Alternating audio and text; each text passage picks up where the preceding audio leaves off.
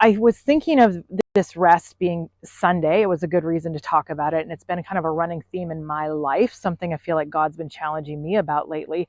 And I just sense the anxiety in our culture. There is just such an elevated anxiety all the way around that I pick up on a constant basis. But it really reminded me of a story in my life, an experience where I think the first time that rest was really driven home to me was when I was in my 20s. I worked for a number of outdoor education and tourism, adventure tourism programs, but I was invited to go to work with a program in Alaska, a wilderness therapy program there that did 46-day expeditions. The course overall was highly successful. It was just an absolutely amazing experience. This particular one that I'm thinking of, the first one that I ever did. But when I got back, I just remember being so aware that I had just worked 46 days nonstop, and even my 3 days off, although we weren't moving or traveling or teaching or presenting, there was still high levels of risk. You're always looking out for bear. You're always, watchful.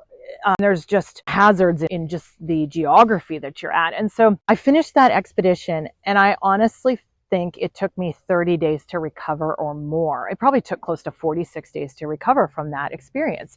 And the lesson for me was just like, how many people spend 46 years of their life living in this tunnel of just constant work and in the grind, especially as an entrepreneur or in business. You hear that to succeed, there's going to be a grind.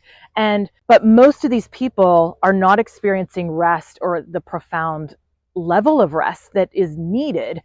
And is it any wonder that we hear of all these heart attacks and the anxiety and the strokes? If the God of the universe created us, then he might actually know what our optimal peak performance is and how to achieve that.